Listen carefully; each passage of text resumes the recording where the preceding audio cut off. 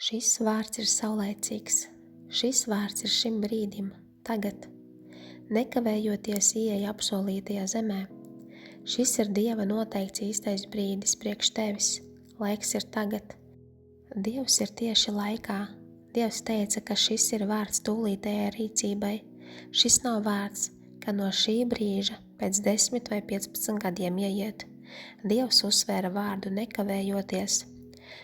Dievs ir pēkšņi Dievs. Tieši tagad Dievs. Šis ir tas moments, šī ir tā stunda, šis ir tas laiks, kad Dievs liek tev stāvēt uz sliekšņa un ka šis ir laiks, kad doties uz priekšu un ieiet savā mantojumā, ieiet tajā, kas Dievam ir priekš tevis, ko tev vajag iegūt. Ir laiks, lai tu paceltos un iegūtu to nekavējoties.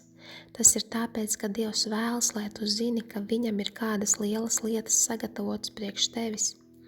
Dievam vajag, lai esi saskaņā ar Viņu šodien un nekavējoties, tu ieeji savā apsolītajā zemē. Dievs saka, ka tas prasa saulaicīgu atbildi, tagad un nekavējoties atbildēt. 4. Mūzes 13. nodaļā viņi bija uz sliekšņa, tiem vajadzēja iznākt no Ēģiptes, iznāca no verdzības pēc 400 gadiem, bet tad viņi bija tuksnesī, gāja apļus, izdzīvoja tuksnesī, bet diena nāca, kad Dievs teica, šis ir laiks tagad, laiks ir klāt, šis ir īstais brīdis, kairos moments, kad Dievs atver laika brīdi priekš tevis, un tas ir iespēja loks, piekļuves durvis, jo tu neiesi atpakaļ uz Ēģipti, un tu nepaliksi nevienā formā tūkstneša vidē, kur tu vienkārši izdzīvo, eksistē, ar grūtībām iztiec. Dievs tevi ir turējis tūkstnesī. Tūkstnesis ir kalpojis savam mērķim. Tu zini, kā ir iet cauri kādām lietām. Tu zini, kā ir būt tūkstnesī. Tu zini, kā ir, ka jāsāk atkal viss no jauna. Tu esi atpakaļ, kur tu biji iepriekš. Apļoji apkārt atkal un vēl neesi tur. Vēl neieņem pozīciju. Tas bija Dieva cilvēkiem.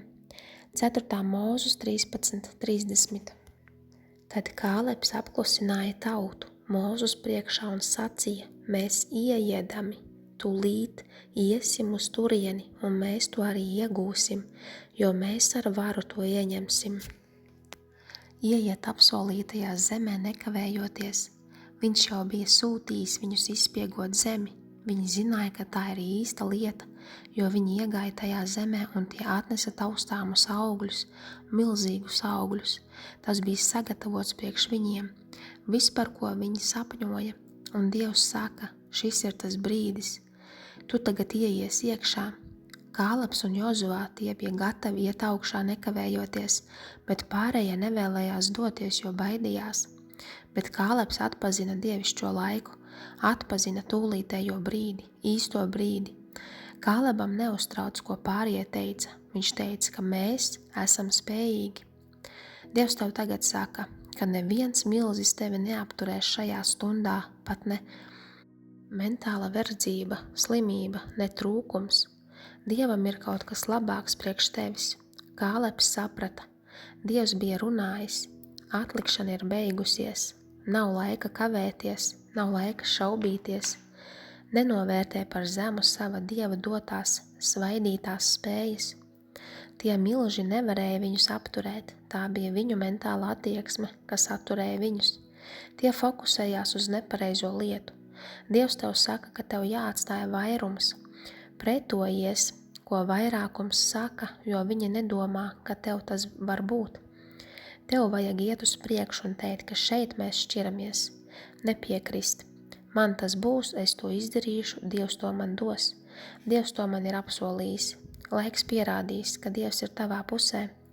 Nekavējoties, Dievs runā par kaut ko, kas ir jau tagad gatavs. Tas ir gatavs priekš tevis tagad. Varbūt tu nebija gatava, tāpēc bija tūkstneša sezona, bija jābūt alā. Varbūt uguns krāsnī, it kā cietumā, izolācijā. Tev vajadzēja būt šajās vietās, lai tu būtu sagatavota satvert momentu, ieiet un pacelties nekavējoties. Dievam ir apsolījuma zeme tieši priekš tevis.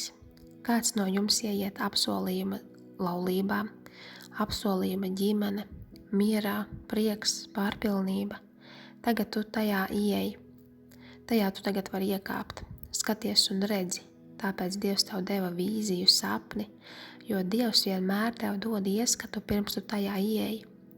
Dod tev mirkli ieskatu tajā, kas nāk priekš tevis, ko acis nav redzējušas un ausis nav dzirdējušas, un tu ieej iekšā, ieej nekavējoties savā apsolītajā zemē.